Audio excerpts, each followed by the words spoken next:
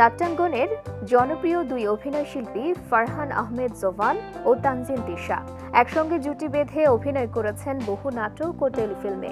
সর্বশেষ তাদেরকে দেখা গিয়েছিল 2022 সালে পুষ্প শুনছ শিরোনামের নাটকে। এবার ভক্তদের জন্য সুখবর হলো, বিরতি কাটিয়ে পর্দায় একসঙ্গে ফিরছেন তাদের প্রিয় জুটি।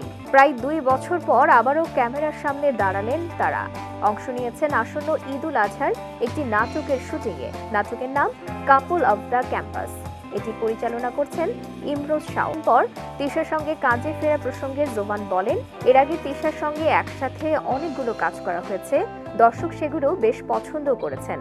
এরপর যখন একটানা কাজ হতে থাকে তখন দর্শকদের মধ্যে একটা একঘেয়েমি চলে আসে, তাই দুজনে কথা বলেই বিরতি নেওয়ার সিদ্ধান্ত নিয়েছিলাম। একই সুরে অভিনেত্রী তানজিন তিশা বলেন, আমরা শিল্পীরা দর্শকদের জন্যই কাজ করে থাকি, তাদের মতামত পছন্দের উপর গুরুত্ব দেওয়ার চেষ্টা করি।